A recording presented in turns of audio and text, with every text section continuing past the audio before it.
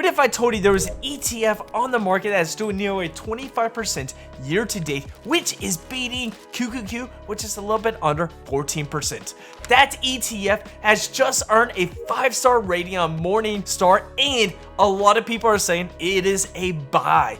That ETF is SPMO, which is the Momentum Factor ETF, and we are going to break it down today. Hey guys, my name is Steve, and I run the Frugal Expat website where we try to help you to save more and invest better. In today's video, we are talking about SPMO. We're going to talk about how momentum works, and we're going to show you guys how this is beating some of the best growth ETFs on the market like QQQ and VGT. Let's stay tuned and let's see what SPMO is all about.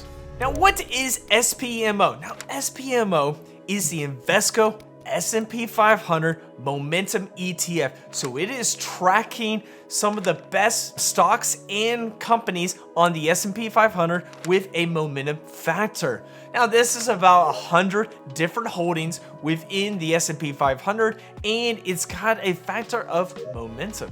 And it's been around since 2015, and it tracks the S&P 500 Momentum Index. Now, that sounds a little confusing, and I understand. So let's kind of break down what that all means. Now, here is how it works.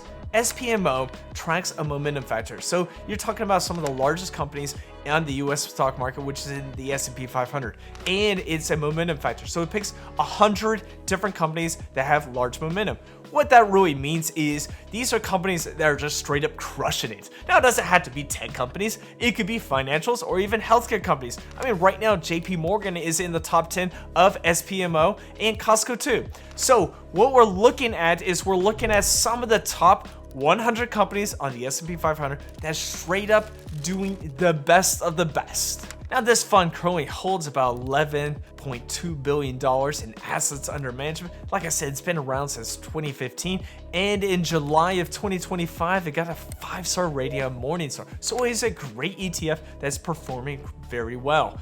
Now, with this ETF, a momentum score is risk adjusted and calculated based upon 6-month returns and 12-month returns. If you're having a company that's doing really well in the last 6 months and 12 months, it's going to be added or subtracted within this portfolio. And what it does is it adjusts its portfolio in March and in September of every year, so you're not really stuck with the same companies. In case a crash happens, then it continues to readjust. Now, that just means there's a lot of turnover, but we'll talk about that later on in the video, so that's just something that you may not have to worry about right now.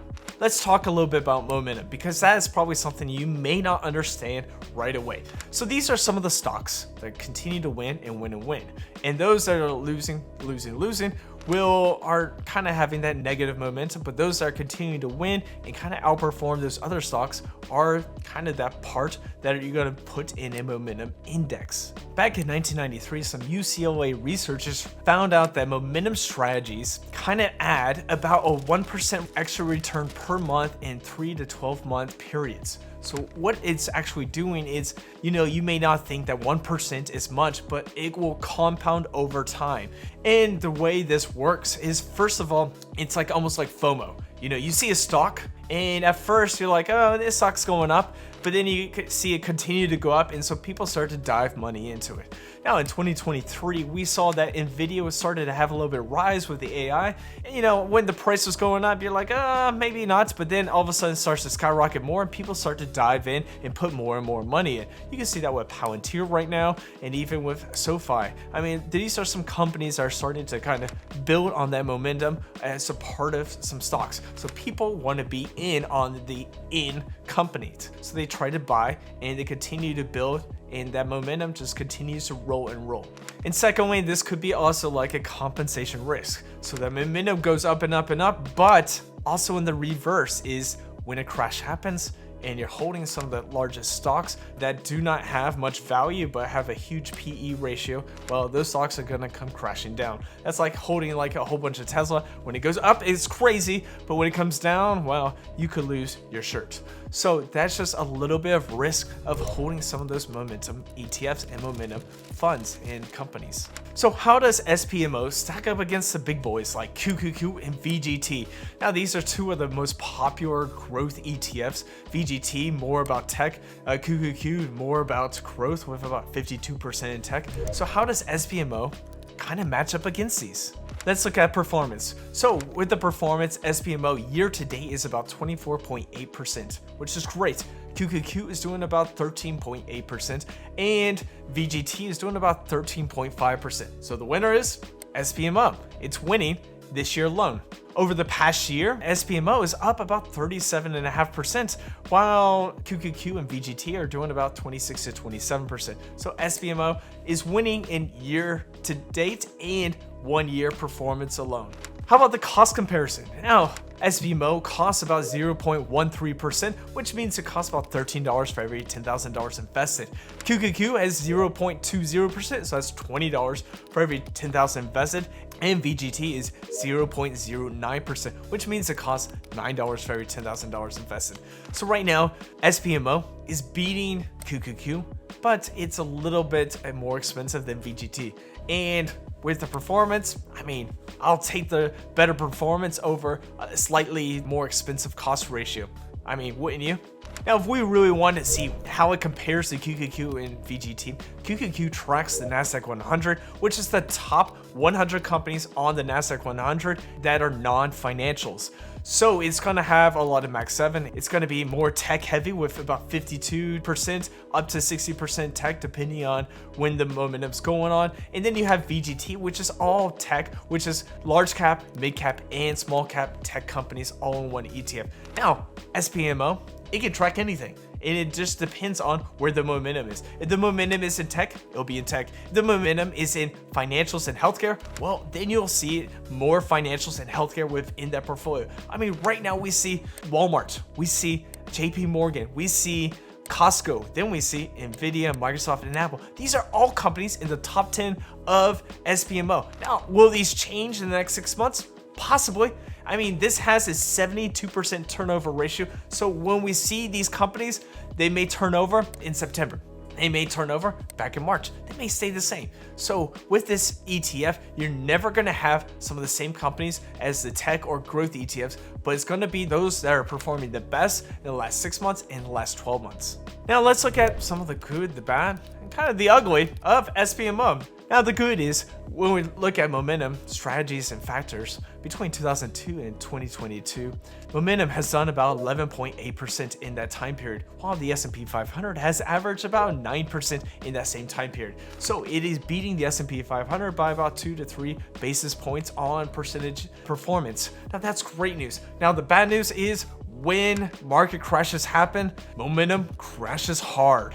Now we can see this in 2008 and even 2020. When 2008 happened, momentum strategy ETFs or funds crashed about 70%. Now that is a lot of percentage, and you may think, well, you just lost your shirt. Well, that can happen with crashes. Now with bull markets, it's going to crush those ETFs and those markets, and so that is a good thing to have it. Now, so if you have a little bit more risk-averse behavior, well, this could be a great way to invest some of your money. And with some of these turnovers of the 72%, you're going to have a little bit more tax inefficiency because it's constantly turning it over, but it's also going to be selling its losers and buying some winners. So that's going to be something to think about, and to think about when you add it to a portfolio. Who should add SPMO? Now, SPMO is not for everyone, so consider this when we're looking at possibly adding it to your portfolio. Now, the perfect SPMO investor are those that have a long time horizon, understand the risk and rewards, understand the sector of momentum, and are kind of can stomach some of those ups and downs of the market. Like I said, when a crash happens, this crashes hard, but when a bull market happens, this goes up crazy. So you gotta be able to stomach those ups and downs and be willing to risk it all. I mean, think about this. When you're looking at a long-term investing horizon, you got to think about what we're going to look at in the next 10, 20 years, not in the next 1 or 2 years, because in the next year, You may be doing good right now, but in the next year, it could crash 50%, and that could be kind of hard for those people. So who should not get SPMO? SPMO may not be good for those conservative investors not wanting those 30% drawdowns.